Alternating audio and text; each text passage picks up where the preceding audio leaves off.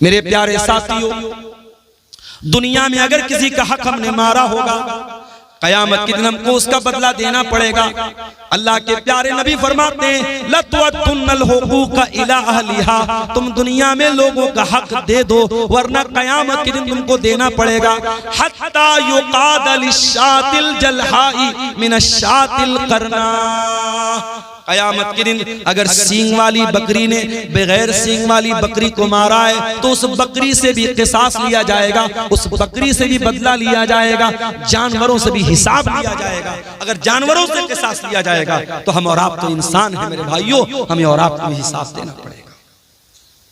इसलिए मेरे प्यारे साथियों, कुरान का 30वां पारा खोलो, अल्लाह फरमाता है वताकुलूनत तुरास अकलन लम्मा वतुहिब्बूनल माल हुब्बन जम्मा। ओ लोगो, तुम वरासत को डकार जाते हो, तुम मीरास को खा जाते हो और तुम माल से बहुत ज्यादा मोहब्बत करते हो। कल्ला इज़ा दुक्कतिल अर्ज़ु दक्कन दक्का वजा रब्बुका वल मलकु सफ़्फ़न सफ़्फ़ा वजीअ यौमइज़िन बिजहन्नम। ओ लोगो, जरा उस दिन को याद करो जिस दिन जमीन को टुकड़े टुकड़े कर दिया जाएगा, जमीन को रेजा रेजा कर दिया जाएगा और अल्लाह ताला अपने बंदों का फैसला करने के लिए आएगा और फरिश्ते भी लाइन लगा करके खड़े होंगे और जहन्नम को भी उस दिन लाया जाएगा। यौमइज़िन यतज़क्करुल इंसानु मा सा, और कयामत के दिन इंसान याद करेगा उसने दुनिया में क्या क्या किया है। जितने लोगों ने जमीनों को हड़पाए, जायदादों को हड़पाए, लोगों का हक मारा है, कोई एक आदमी बता दो जो मरने के बाद अपनी जमीन को लेकर के गया हो, अपनी जायदाद को लेकर के गया हो, अपने रुपये पैसे को लेकर के गया हो। सब ठाट पड़ा रह जाएगा जब लाद चलेगा बंजारा।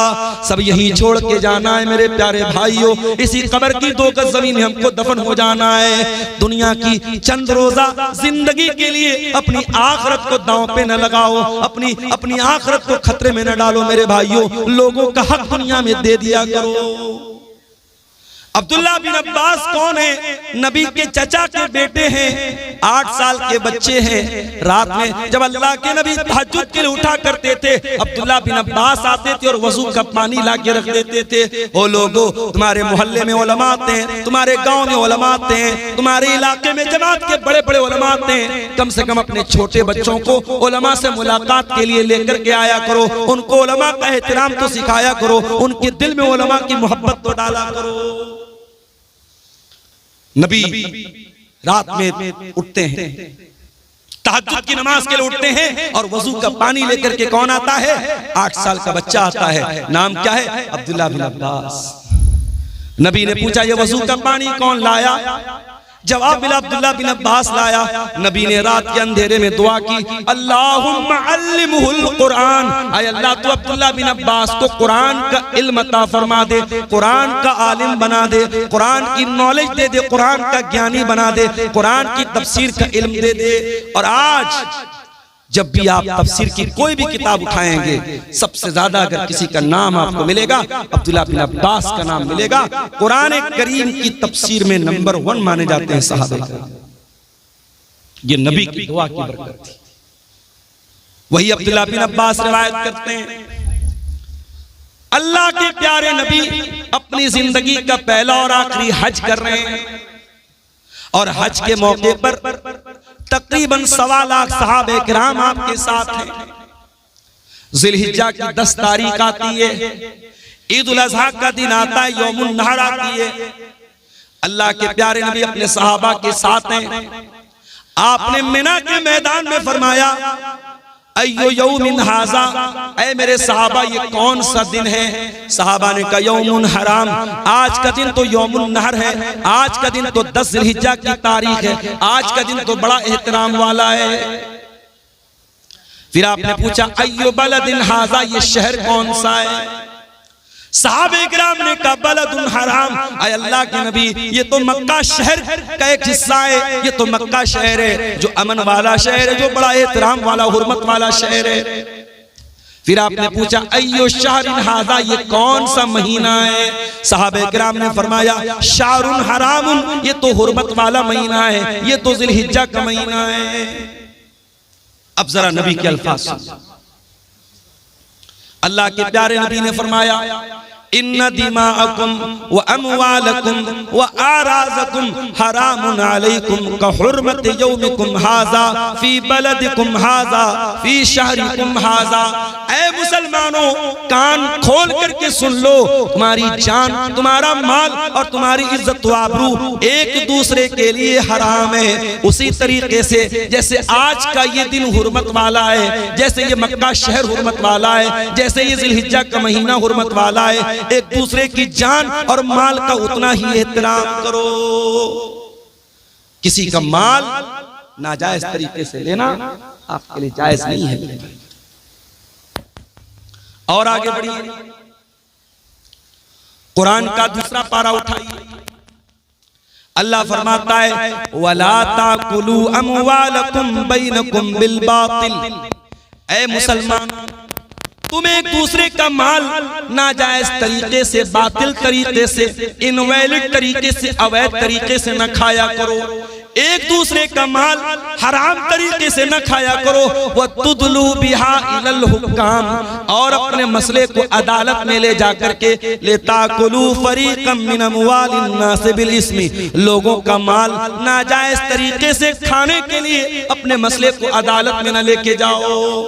कभी कभी ऐसा होता है, हमें मालूम है जमीन हमारी नहीं है, जायदाद हमारी नहीं है, पैसा हमारा नहीं है, हम हड़प रहे हैं किसी का, मगर हमको पता है अदालत में जाएंगे तो हम जीत जाएंगे। वो किसी ने अदालत की फुल फॉर्म बयान की है ना, आओ दावा करो, लड़ो और तबाह हो जाओ, बिल्कुल सही है। अभी उत्तर प्रदेश में मदरसे का मुकदमा चल रहा है, पता होगा। उत्तर प्रदेश में जितने सरकारी मदरसे थे, इलाहाबाद हाई कोर्ट का फैसला आया कि ये सारे मदरसे गैर कानूनी हैं, इनको बंद कर दिया जाए और इन मदरसे में पढ़ने वाले बच्चों को स्कूल में डाल दिया जाए। अदालत को उन मदरसों में पढ़ने वाले 2 लाख बच्चों की तो चिंता थी, मगर उन मदरसों में पढ़ाने वाले 10,000 टीचरों की कोई चिंता नहीं थी। रमजान के महीने में यह फैसला आया, उत्तर प्रदेश के मदरसों में पढ़ाने वाले सरकारी टीचरों का जीना हराम है। उनके हलक के नीचे खाना नहीं उतर रहा था। उसमें बेचारे ऐसे बूढ़े लोग भी थे जो रिटायरमेंट के करीब, उसमें ऐसे लोग भी हैं कि उनकी तनख्वाह से पूरा परिवार चल रहा है, भाई बहन सबको खिला रहा है। अदालत का यह फैसला आया, सबके पैरों के नीचे की जमीन खसक गई। बहरहाल वहां टीचरों की ऑर्गेनाइजेशन है, उसने इस मसले को सुप्रीम कोर्ट में लेकर के गए और सुप्रीम कोर्ट के बड़े महंगे वकीलों, उसमें चिदंबरम जी जो हमारे देश के पहले मिनिस्टर रह चुके हैं, उनका भी नाम है, और भी कई बड़े बड़े जो एडवोकेट हैं, वकील हैं, जिनकी एक एक दिन की फीस 10-10 लाख 20-20 लाख रुपया फीस है। एक एक सुनवाई की उनकी फीस को अदा किया गया और सुप्रीम कोर्ट में मजबूती के साथ अपना मामला रखा गया। और अभी 2 दिन पहले सुप्रीम कोर्ट का फैसला आया।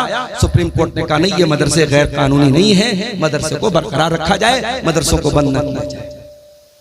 बताना ये चाहता हूं कि सुप्रीम कोर्ट में एक केस लड़ने के लिए एक वकील को जो फीस देने की जरूरत पड़ती है, गरीब आदमी नहीं दे सकता। एक एक दिन की फीस 20-20, 25-25 लाख रुपया है, कोई नहीं दे सकता। अब कुरान की जरा इस आयत पर गौर करो। अल्लाह कह रहा है, वला ताकुलू अमवालकुम बैनकुम बिल बातिल, एक दूसरे का माल नाजायज तरीके से मत खाओ। वतुदलू बिहा इलल हुक्काम, और अपने मसले को अदालत में न लेकर के जाओ। लिताकुलू फरीकम मिन अमवालिन नास बिल इस्मी, हो सकता है कि तुम गलत हो, लेकिन जज और वकील के साथ सेटिंग करके तुम गलत को सही करवा दो। हो सकता है गलत सबूत पेश कर दो, हो सकता है गलत गवाह पेश कर दो। लोगों का माल नाजायज तरीके से खाने के लिए अपने मसले को अदालत में न लेकर के जाओ। आज कटिहार की आप सेशन कोर्ट में चले जाएं, आप पटना में कोर्ट में चले जाएं, हर अदालत में जमीन के, जायदाद के, रुपये पैसे के मामला मुसलमानों के बड़ी तादाद में आपको मिलेंगे। और इंसान को पता होता है मैं गलत हूं, मैं नाजायज जमीन पर कब्जा कर रहा हूं, फिर भी अदालत में जाता है क्योंकि उसको यकीन होता है मैं अदालत की रकम फीसों वकीलों की फीस भर करके मैं केस जीत जाऊंगा। कान खोल करके सुन लो मेरे प्यारे साथियों, दुनिया की अदालत के ऊपर भी एक अदालत है और उस अदालत में कोई वकील नहीं होगा। उस अदालत का जज अल्लाह रब्बुल आलमीन होगा। न वहां रिश्वत चलेगी, न वहां किसी की झूठी गवाही चलेगी।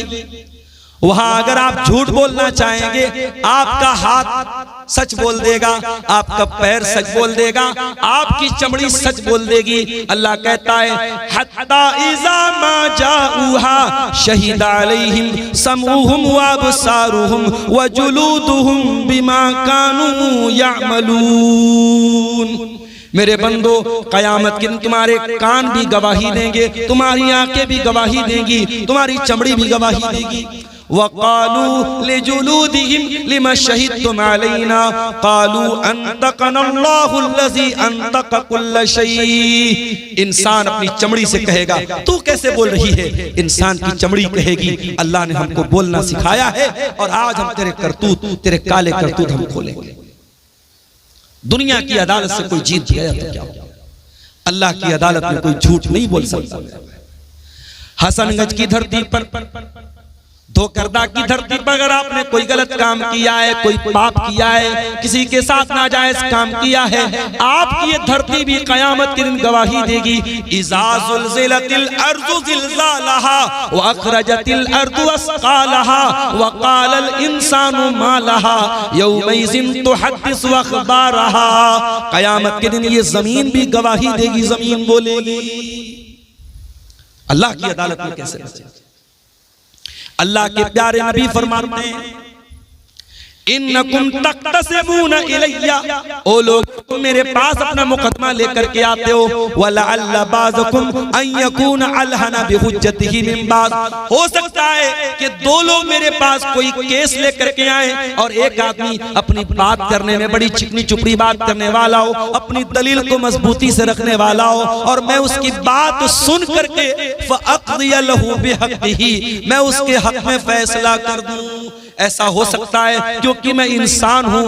ओ लोगों, मैं बशर हूं, मैं इंसान हूं। हो सकता है कि जो बेचारा हक पर है, जो सही है, उसको बोलना नहीं आता और जो गलत है वो अपनी जबान की बदौलत, अपनी बातचीत की बदौलत अपनी बात को मनवा ले। अगर ऐसा कभी हो जाए तो अल्लाह के नबी क्या फरमाते हैं, वमन क़ज़यतु लहू बिहक़्क़ि अख़ीहि फ़इन्नमा अक़तअु लहू क़ितअम मिनन नार। अगर मैं किसी के हक में अगर फैसला कर देता हूं और वो जमीन उसके भाई की थी, वो हक उसके भाई का था, वो रुपया पैसा उसके भाई का था और मैंने गलत फैसला कर दिया और उसके हक में कर दिया, तो अल्लाह के नबी क्या फरमाते हैं, इन्नमा अक़तअु लहू क़ितअम मिनन नार। मैं जमीन नहीं दे रहा हूं, मैं जायदाद नहीं दे रहा हूं, मैं रुपया पैसा नहीं दे रहा हूं, मैं जहन्नम की आग का टुकड़ा दे रहा हूं। है किसी में मजाल? जमीन और जायदाद पर आज नाजायज कब्जा करने के वाकयात मुसलमानों में बड़ी कसरत के साथ। इस्लामी निज़ाम मीरास में भी यही होता है मेरे भाई। बाप मर गया, बाप ने 1 लाख रुपया छोड़ा, शरीयत क्या कहती है जरा गौर से सुनिएगा। इस्लाम का निज़ाम मीरास बयान कर रहा हूं आपको। 1 लाख रुपया बाप छोड़ करके मरा है, 1 लाख कैश छोड़ करके मरा, जमीन जायदाद छोड़ करके मरा। अब शरीयत क्या कहती है कि सबसे पहले मरने वाले की रकम से उसकी तजहीज़ और तकफीन की जाएगी, उसको दफनाया जाएगा, उसको कफनाया जाएगा, उसकी कब्र को खोदने पर, उसके कफन के कपड़े पर और उसकी कब्र पर जो खर्चा आएगा उसके पैसे से अदा किया जाए। अगर कोई रिश्तेदार खड़ा हो जाए अच्छी बात है, अगर कोई खड़ा नहीं होता तो मरने वाले के पैसे से उसको अदा किया जाए। दूसरा काम, कफन दफन हो गया, मुर्दे को दफना भी दिया गया। अब दूसरा काम क्या करना है, अगर मरने वाले के ऊपर कोई कर्जा था उस कर्जे को उसके पैसे से अदा किया जाएगा, उसके तरके से अदा किया जाएगा। कर्जा भी अदा हो गया। अब तीसरा काम ये देखा जाएगा कि मरने वाले ने किसी को वसीयत तो नहीं की है, और वसीयत किसको बोलते हैं ये समझ लो। हो सकता है मरने वाला अपनी जिंदगी में मदरसे की मदद नहीं कर पाया, मस्जिदों में चंदा नहीं दे पाया, अल्लाह की राह में खर्च नहीं कर पाया। मरने के टाइम एहसास हुआ यार इतनी दौलत बना के जा रहा हूँ, इतना पैसा बना के जा रहा हूँ, कुछ दीन के रास्ते में भी पैसा लगाना चाहिए, कुछ जमीनों जायदाद मदरसे के लिए भी देनी चाहिए। जैसे आज आपके मदरसे के लिए चंदा हुआ, मुझे चंदा करना नहीं आता, मेरे मुझसे कहा था जो साहब मुझे लेके आ रहे थे, उन्होंने कहा था मौलाना साहब थोड़ा आप चंदे पर बोल दीजिएगा, लोग आए मुसाफा करके दे दे। ये सब मुझसे नहीं होता मेरा भाई, लेकिन एक अपील करता हूं कि जिंदगी में यही चीजें आपके काम आएंगी मेरे भाई। अब्दुल गफ्फार साहब की तकरीर सुनेंगे रात में चले जाएंगे, मौलाना जर्जी साहब की तकरीर सुनेंगे चले जाएंगे, मगर आपने इस मदरसे को जो चंदा दिया होगा वो कहीं ना कहीं आपके नामे आमाल में, आपकी नेकियों के अकाउंट में दर्ज हो जाएगा और कयामत के दिन भी वो आपके काम आएगा। हो सकता है जिंदगी में आपको मौका नहीं मिल पाया, मरने के टाइम याद आया कि मुझे कुछ अल्लाह की राह में खर्च करना चाहिए, तो शरीयत क्या कहती है कि आप अपने माल की वसीयत कर सकते हैं, मगर वसीयत 1/3 से ज्यादा नहीं होनी चाहिए। 1/3 का मतलब समझते हैं 1/3। अगर मरने वाला 3 लाख रुपया छोड़ के गया है तो किसी मस्जिद में, किसी मदरसे में, किसी यतीम को, किसी गरीब को या किसी ऐसे रिश्तेदार को जो उसका वारिस नहीं है, वारिस को वसीयत नहीं कर सकता। अपने बेटे को वसीयत करके जाए, बेटे को इतना दे दो, बेटी को इतना दे दो, उसका कोई एतबार नहीं। वारिस को वसीयत, बेटा तो वारिस है, बेटी तो वारिस है, बाप तो वारिस है, वारिस को वसीयत नहीं करेगा। वारिस के अलावा कोई रिश्तेदार है, मान लो किसी बच्चे को आपने गोद ले लिया, किसी बच्चे को आपने पाल लिया, परवरिश कर ली, अब जाहिर है आपने परवरिश तो की है मगर वो आपका सगा बेटा नहीं है तो आपकी जायदाद का वारिस नहीं। अगर आपको लगता है कि इस बच्चे को मैंने पाला है और मेरे बाद इस बच्चे को जरूरत पड़ेगी रुपये की, पैसे की, जमीन की, जायदाद की, तो आप अपनी प्रॉपर्टी का, अपने तरके का 1/3, उससे ज्यादा नहीं, उससे कम तो कर सकते, उससे ज्यादा नहीं, 1/3 तक आप उसको वसीयत कर सकते। तो पहला काम क्या करेंगे? जनाजे की तैयारी, दूसरा काम कर्जे की अदायगी, तीसरा काम वसीयत को हम पूरा करेंगे। अगर मरने वाला 3 लाख रुपया छोड़ के गया और ये कह करके गया कि मैंने जिस बच्चे को गोद लिया था ये 3 लाख रुपया उसको दे दिया जाए, तो फतवा आप लेने जाएंगे, आप बिहार के किसी आलिम से ले ले, यूपी के किसी आलिम से ले ले, पूरी दुनिया के किसी आलिम से ले ले, तमाम उलमा का फतवा यही मिलेगा कि वसीयत गलत है और उसकी 3 लाख में से सिर्फ 1 लाख रुपया उस बच्चे को दिया जाएगा, 3 लाख पूरा नहीं दिया जाएगा। क्योंकि शरीयत क्या कहती है कि आप जब मर रहे हैं आपके माल में आपके वारिस का हक है, आप अपने वारिस को महरूम नहीं कर सकते। दुनिया की और शरीयतों में, दुनिया के और मज़ाहिब में ऐसा कोई निजाम नहीं है, ऐसा कोई सिस्टम नहीं है। अमेरिका में बहुत बड़े बड़े लोग मर गए और मरने के पहले अपनी सारी जमीन जायदाद अपने कुत्ते के नाम करके चले गए, अपने कुत्ते के नाम, अपने नौकर के नाम, अपनी गर्लफ्रेंड के नाम, अपनी रखैल के नाम करके जाते हैं। अल्लाह का शुक्र अदा करो, अल्लाह ने हमें और आपको इस्लाम जैसी नेमत से नवाजा है। इस्लाम में आप वसीयत भी अगर करेंगे अपने माल की तो किसी इंसान को करेंगे, किसी जानवर को नहीं कर सकते, या किसी मस्जिद में करेंगे, किसी मदरसे में करेंगे, किसी अच्छे काम में करेंगे, और वो वसीयत 1/3 से ज्यादा नहीं कर सकते। अगर 3 लाख रुपया छोड़ के जा रहे हो तो 1 लाख से ज्यादा नहीं कर सकते। अब ये 3 काम होने के बाद अब चौथा नंबर आया, अब वारिसों को हिस्सा दिया जाएगा। अब जब वारिसों को हिस्सा दिया जाएगा तो कुछ लोगों का हिस्सा तो अल्लाह ने बता दिया, माँ का इतना हिस्सा है, बाप का इतना हिस्सा है, शौहर का इतना हिस्सा है, भाई का इतना हिस्सा है। कुछ लोगों का हिस्सा तो अल्लाह ताला ने बता दिया है और कुछ लोगों का अल्लाह ताला ने हिस्सा नहीं बताया है। जो वारिसों को देने के बाद जो बचेगा वो उनके दरमियान बांट दिया जाएगा। जैसे बेटे और बेटी का हिस्सा अल्लाह ताला ने तय नहीं किया है। अगर बाप जिंदा है, अगर माँ जिंदा है तो बाप को 1/6 दिया जाएगा, माँ को 1/6 दिया जाएगा। और माँ बाप को देने के बाद, और अगर मरने वाले की बीवी जिंदा है और औलाद मौजूद है तो बीवी को को 8वां हिस्सा दिया जाएगा, और औलाद अगर नहीं है तो बीवी को 1/4 दिया जाएगा। बीवी को देने के बाद, माँ बाप को देने के बाद, अब जो बाकी बचेगा वो बेटे और बेटी को दिया जाएगा। अब बेटे को कितना मिलेगा, बेटी को कितना मिलेगा? कुरान कहता है लिज़्ज़करि मिस्लु हज़्ज़िल उन्सयैन, लड़के को लड़की का डबल मिलेगा, लड़के को लड़की का डबल मिलेगा। अब दुनिया में लोग इस पर बड़ा वावैला मचाते हैं, तो इस्लाम में बड़ी नाइंसाफी है, औरत के साथ बड़ा अन्याय हो रहा है। लड़के को डबल मिल रहा है, लड़की को आधा मिल रहा है। पहली बात तो ये है, इस्लाम अल्लाह का दीन है और अल्लाह के दीन में कभी नाइंसाफी नहीं हो सकती। अल्लाह तो अदल वाला है, अल्लाह तो आदिल है, और अल्लाह का हर हुक्म अदल वाला है। अल्लाह को खूब पता है किसको कितना देना है। अल्लाह के कानून में कभी नाइंसाफी नहीं हो सकती। अगर अल्लाह ताला ने लड़का लड़की को बराबर दिया होता, अगर अल्लाह के कानून में बराबर का हुक्म होता, तो ये लड़के के साथ नाइंसाफी हो जाती। क्यों? क्योंकि कमा के लाना तो लड़के को है, अपनी बहन को कमा के भाई देगा, अपनी बेटी को कमा करके बाप देगा, अपनी बीवी को कमा करके शौहर देगा।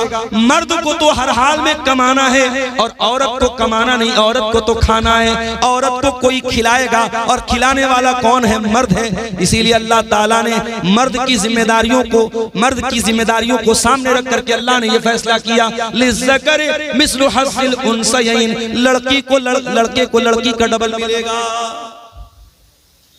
अब मान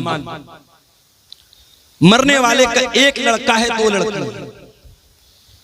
और मरने वाला 2 लाख रुपया छोड़ के मरा, तो जाहिर है कि 2 लाख में से 1 लाख रुपया लड़की को मिल जाएगा, और 50-50 हजार रुपया दोनों लड़कियों को मिल जाएगा। तो अगर रेशियो निकालो तो लड़के लड़की को तो बराबर मिल रहा है, और अगर कहीं लड़कियों की तादाद ज्यादा है और लड़का एक है, या लड़के की तादाद कम है, तो मजमूई एतबार से लड़कियों को ज्यादा मिल जाएगा। तो कुरान कहता है तुम नहीं जानते कि किसको कितना मिलना चाहिए। ये अल्लाह का फैसला और अल्लाह का कानून है, और अल्लाह ने जो तय कर दिया उसी के हिसाब से बांटा जाएगा। तुम नहीं जानते, इसलिए कि रिश्ता अल्लाह ने बनाया है। किसी को बाप अल्लाह ने बनाया है, किसी को माँ अल्लाह ने बनाया है, किसी को बेटा अल्लाह ने बनाया। जब रिश्ता अल्लाह ने बनाया है तो उनका हक भी अल्लाह ही तय करेगा, तुम नहीं तय कर सकते। हमारे यहाँ क्या हो रहा है, बाप मर गया, भाइयों ने बैठ करके जमीन जायदाद का बंटवारा कर दिया, बहन को फूटी कौड़ी नहीं मिली, बहन को 1 पैसा नहीं मिला। बहन आई, भाई आपने बाप की जायदाद का बंटवारा किया, मुझे क्यों नहीं दिया? भाइयों ने धमकी दी, मैं शेरशाबादी माहौल नहीं जानता, मैं कटिहार का माहौल, मैं बनारस की बात कर रहा हूं, अपने माहौल की बात कर रहा हूं। भाइयों ने धमकी दी, अगर तू अपना हिस्सा ले लेगी, आज के बाद हमसे रिश्ता मत रखना, हमसे कोई ताल्लुक मत रखना। अगर हमने अपने बाप की प्रॉपर्टी में से तुझको हक दे दिया तो आज से रिश्ता खत्म। बहन बेचारी सोचती है भाई से रिश्ता खत्म करना बड़ा महंगा सौदा है, भाई और भतीजे की मोहब्बत भी दिल में होती है। बहन कहती भैया जो है आप रख लीजिए, मुझे कोई जमीन जायदाद नहीं चाहिए। इस तरीके से ब्लैकमेल किया जाता है और प्रेशराइज किया जाता है और दबाव डाला जाता है बहनों के ऊपर, और बहनें मजबूरी में आकर के अपना हिस्सा अपने भाई को लिख लेती हैं। और ये काम कौन कर रहा है? ये 5 टाइम का नमाजी कर रहा है, चेहरे पर भरपूर शरई दाढ़ी रखने वाला और माथे पर सजदे का निशान सजाने वाला, अपने आप को मुत्तकी कहने वाला, अपने आप को परहेजगार कहने वाला भी ये काम कर रहा है। ओ लोगों, अल्लाह को क्या हिसाब दोगे जब अल्लाह का कानून ये कह रहा है कि आपके वालिद के इंतकाल के बाद आपके बाप की प्रॉपर्टी में आपका हिस्सा है और आपकी बहन का भी हिस्सा है। वो कौन सा कानून है, वो कौन सा इंसाफ है जिसकी वजह से आपने अपनी बहन को उसका हक नहीं दिया? जरा ईमान से बताओ, जरा अपने दिल पर हाथ रख करके बताओ मेरे भाई। और ये भी याद रखिए, इस्लाम का जो निजाम मीरास है ये कोई बाई चॉइस नहीं है कि अमल कर लो तो अच्छी बात है और अगर अमल नहीं करोगे तो कोई हर्ज की बात नहीं है। अल्लाह ने जब मीरास का कानून बयान किया तो क्या फरमाया? तिल्का हुदूदुल्लाह, ऐ मेरे बंदो, ये अल्लाह ताला का बनाया हुआ कानून है। वमन युतिल्लाह व रसूलहु युदखिलहु जन्नातिन तजरी मिन ताहतिहल अनहारु खालिदीन फीहा अबदा।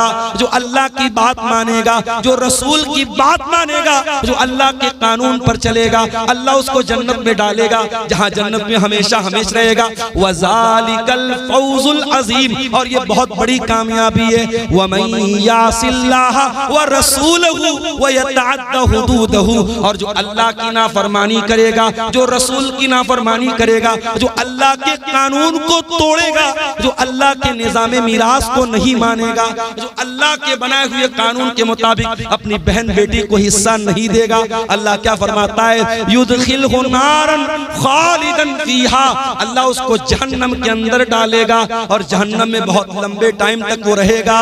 वलहु अज़ाबुम मुहीन, और उसको जलील करने वाला अज़ाब दिया जाएगा। जहन्नम की आग, मेरे भाई हम सोच भी नहीं सकते।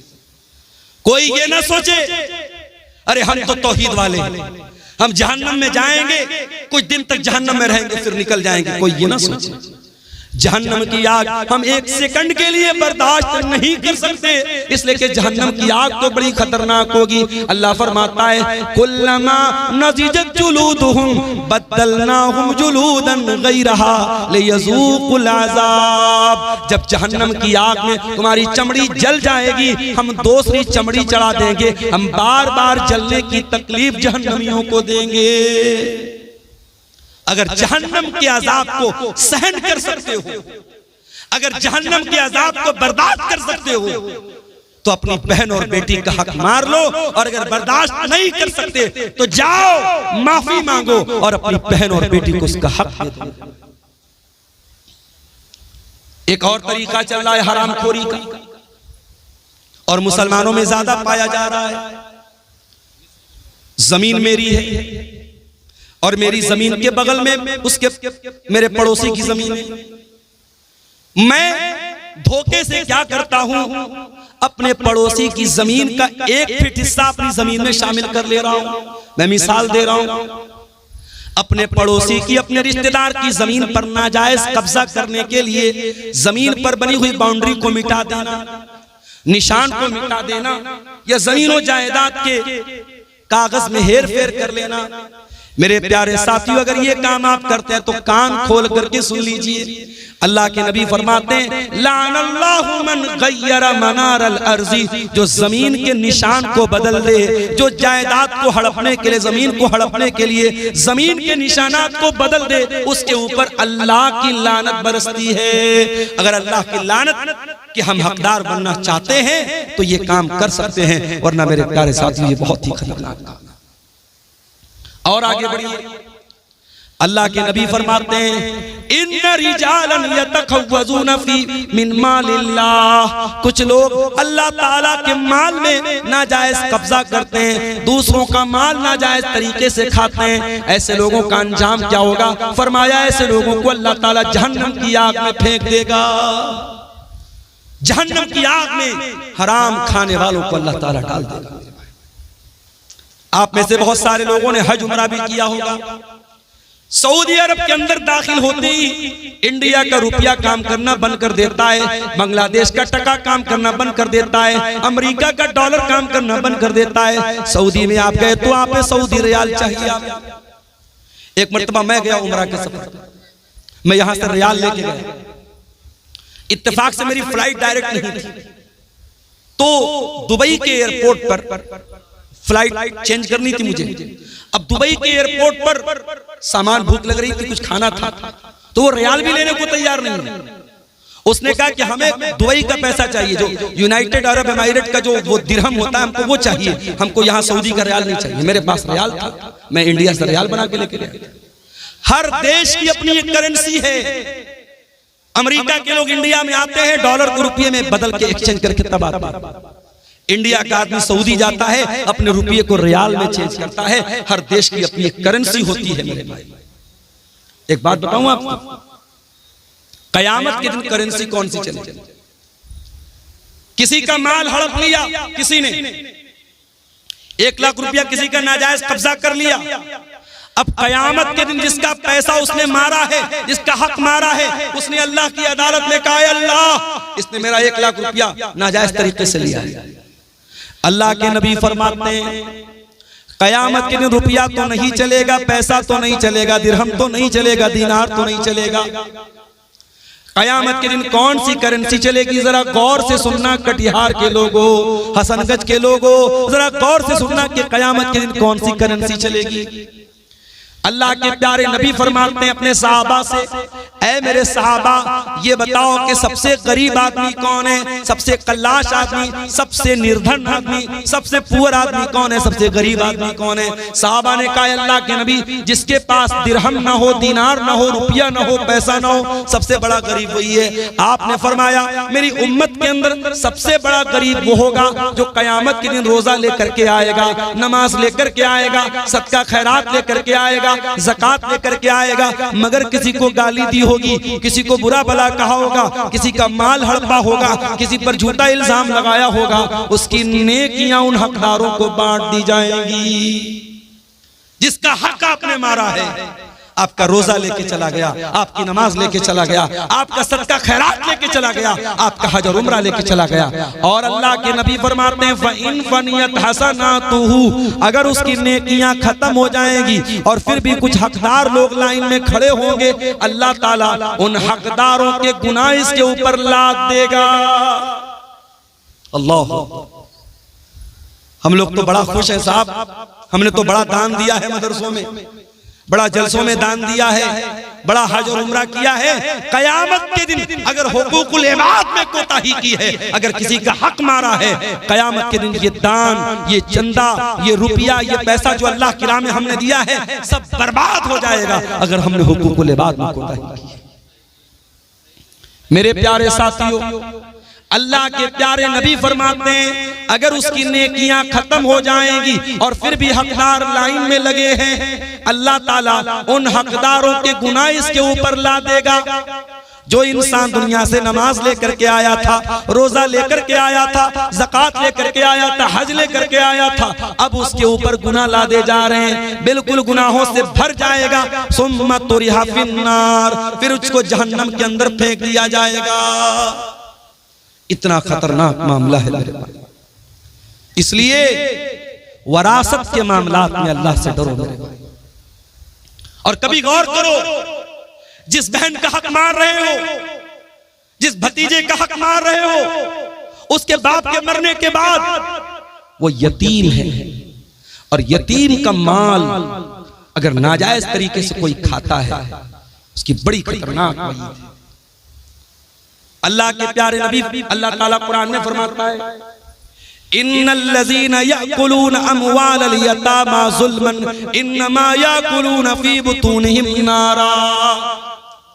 जो लोग यतीम का माल नाजायज तरीके से खाते हैं, हराम तरीके से खाते हैं, एक तो हलाल तरीका है।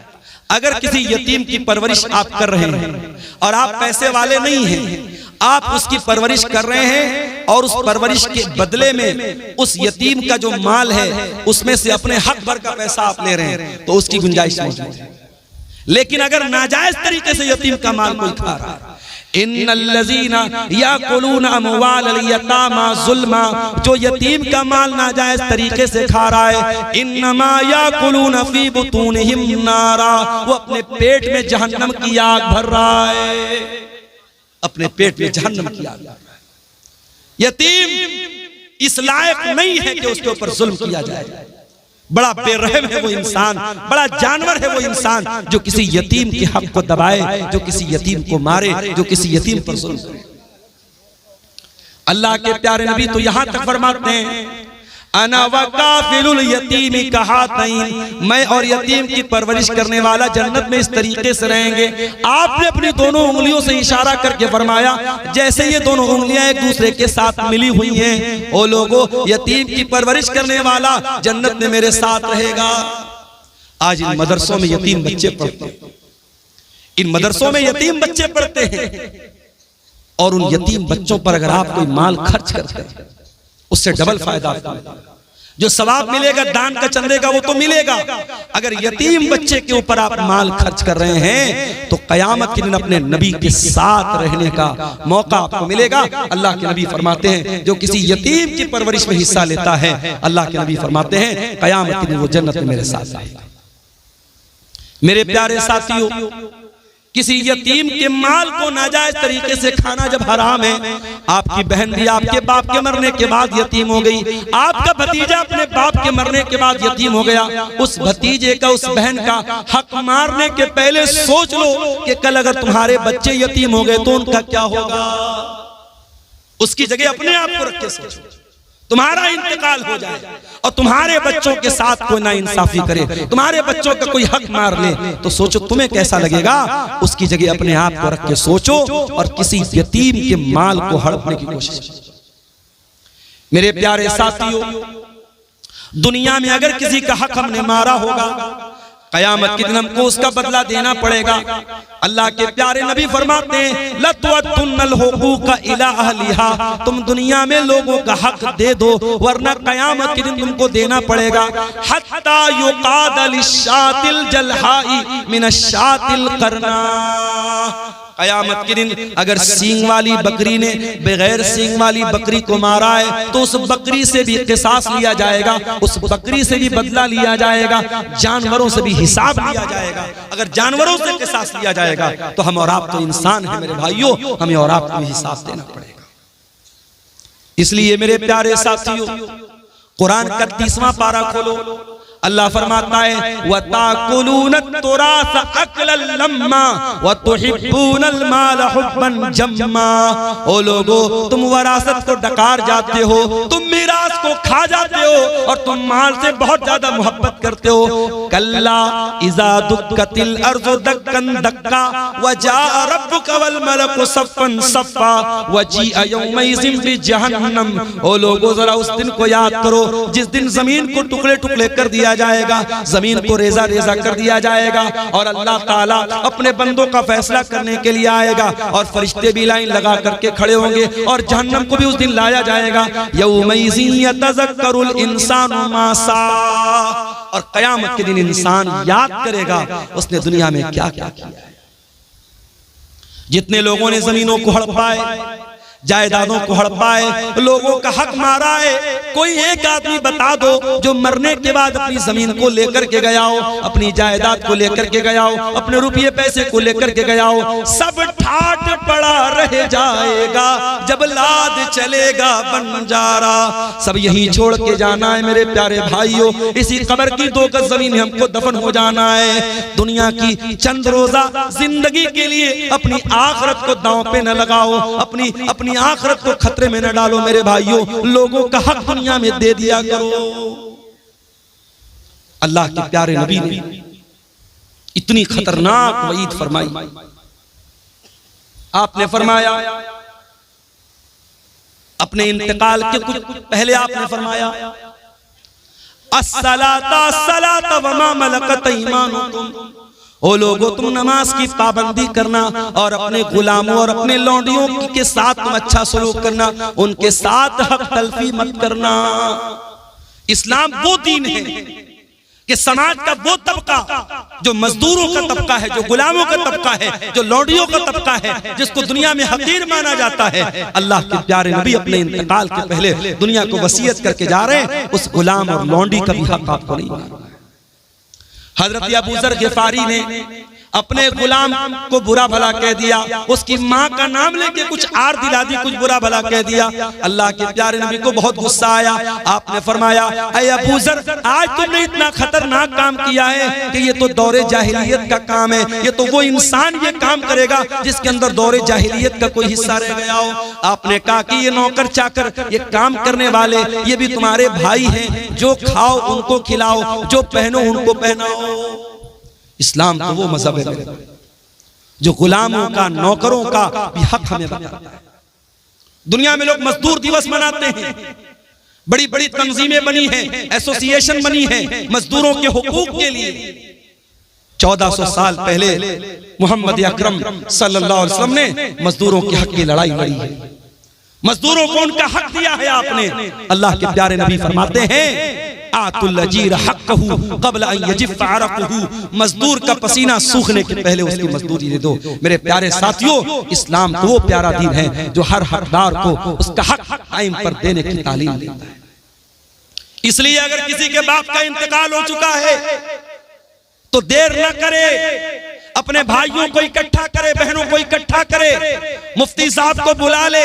बाप जो जमीन छोड़ के गए, जो जायदाद छोड़ के गए, जो सोना चांदी छोड़ के गए, जो खेत खलियान छोड़ के गए, सबका कैलकुलेशन करके हिसाब कर ले और जिसका जो हक है वो उसको दे दे। मेरे भाई, दुनिया में चंद दिनों की परेशानी सह लो, ये इससे बेहतर है कि हमें आखिरत में अल्लाह के अज़ाब को सहना पड़े। और ये भी याद रखो, अगर हराम की जमीन में, हराम की जायदाद में अपने बच्चों को रख के पाल रहे हो, अपने बच्चों को भी जहन्नम की आग का हकदार बना रहे हो। हम ये समझ रहे हैं साहब हम हराम का पैसा कमा रहे हैं, हमारे घर में पैसा आ रहा है, हमारे बच्चे चैन की जिंदगी गुजार रहे हैं, हमारी फैमिली चैन की जिंदगी गुजार। गलत है ये। अगर पैसा हराम का आ रहा है और आपके बच्चे ऐश कर रहे हैं, आपकी बीवी ऐश कर रही है, वो हराम की कमाई आपके घर की बरकत को खत्म कर रही है। अल्लाह के प्यारे नबी फरमाते हैं जो जिस्म हराम कमाई से परवरिश पाता है फन्नारु औला बिही, वो जिस्म जहन्नम की आग में जलेगा। क्या हम चाहेंगे हमारे बच्चे जहन्नम की आग में जले? हम कभी नहीं चाहेंगे। ये चंद सवालात आए हैं, देख लेते हैं इसको। और आखिर में बार बार पीछे से डिमांड आ रही है, आप लोग बड़ी तादाद में मौजूद हैं और आपको बताने की जरूरत नहीं जलसे का मकसद क्या है। और मेरे भाइयों ने मुझे बताया इदारा काफी कर्जे में चल रहा है, उसकी जो बिल्डिंग वगैरह बनी है उस पर काफी कर्जा है।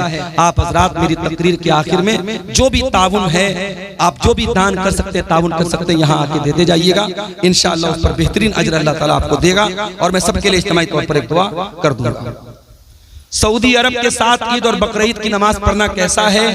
कुछ उलमा इसको जायज ठहराते हैं, साथ ही सऊदी अरब के साथ जज़ाकल्लाह खैर। देखिए किसी भाई ने ताउन पेश किया है, अल्लाह इनके ताउन को कबूल करे। मेरे भाइयों, हम अपने इंडिया में, अपनी कंट्री में नमाज कैसे पढ़ते हैं? क्या सऊदी के हिसाब से पढ़ते हैं? नहीं, हम यहाँ के हिसाब से नमाज पढ़ते हैं। सऊदी अरब में हमसे 2.5 घंटे का फर्क है। हम ऐशा की नमाज के बाद आराम से बिस्तर पे सोने जाते हैं, टीवी चालू करते पता लगा सऊदी अरब में ऐशा की अज़ान शुरू हो रही है। तो टाइम का फर्क है। वैसे ही चांद का भी फर्क है। चांद हमारे मुल्क में कभी और नजर आता है, सऊदी अरब में कभी और नजर आता है। और इस मसले में अगरचे कुछ उलमा का ये कहना है कि सारी दुनिया में एक चांद होना चाहिए, मगर आपके झारखंड के बहुत बड़े आलिम दीन इंतकाल कर गए, अल्लाह गरीब के रहमत करे, अल्लामा अब्दुल अजीज हक्कानी साहब रहमतुल्लाह अलैह। मैंने उनका मजमून पढ़ा था, बड़ी तफसील से उन्होंने लिखा था और उन्होंने दलाइल से साबित किया था। और मरकजी जमीयत अहले हदीस से उनका वो मजमून छपा था कि हर इलाके के लोगों की अपनी रूयत है, हर शहर के लोगों की अपनी रूयत है। वो अपना चाँद देख करके रोजा रखेंगे, अपना चाँद देख करके ईद मनाएंगे। ये पूरे हिंदुस्तान में, पूरी दुनिया में एक चाँद मनाना ये दलील के एतबार से मजबूत बात नहीं है और ना प्रैक्टिकली ऐसा मुमकिन है। ऐसा जब तक मुमकिन नहीं है तब तक कोई अगर अपनी अलग ईद मना रहा है, अपना अलग रोजा रख रहा है, तो ये मुसलमानों की जमात में फूट डाल रहा है। उसको अल्लाह क्या हिसाब देना पड़ेगा। बचत खाते में, बैंक में रखे हुए पैसे में ब्याज के तौर पर कुछ रुपये जमा कर देते और हमें मालूम नहीं पड़ता, तो उस पैसे को क्या किया? देखिए, ये मत कहिए कि मालूम नहीं पड़ता, सारा सिस्टम मौजूद है। इंटरेस्ट की रकम रोज नहीं आती है, हर क्वार्टर पर आती है। हर क्वार्टर का मतलब हर 3 महीने पर आपके बैंक में पैसा इंटरेस्ट का आता है। आप अपनी पासबुक पे अगर एंट्री कराएंगे, पासबुक पे लिख के आ जाएगा इंटरेस्ट का इतना पैसा है।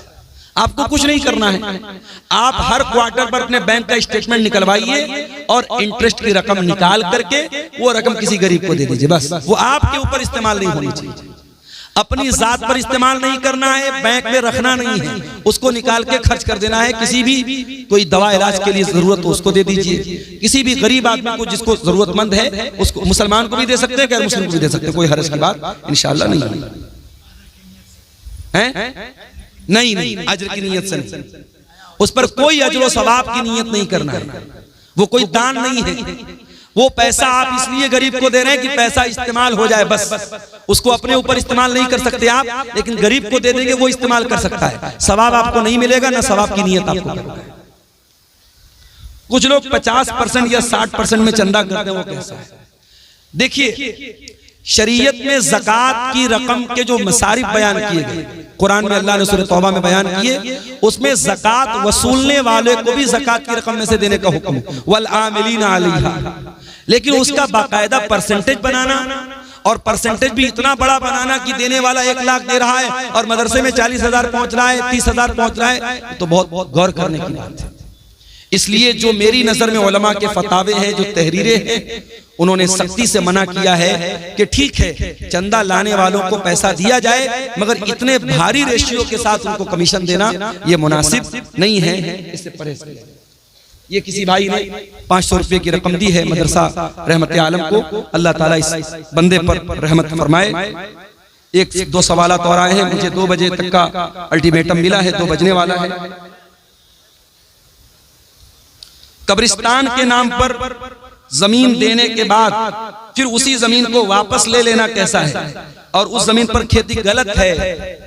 अगर आपने कब्रिस्तान के नाम पर जमीन वक्फ कर दी तो वक्फ जमीन को दोबारा वापस नहीं ले सकते। कब्रिस्तान के नाम पर जमीन वक्फ हो गई तो उस पर कब्रिस्तान ही बनेगा, उसको दोबारा लेना और खेती करना बिल्कुल गलत है, यह मुनासिब नहीं है। मेरी सगी बहन की शादी जिस लड़का से हुई, उस लड़का की सगी बहन से क्या मैं शादी कर सकता हूं नगद मेहर के साथ?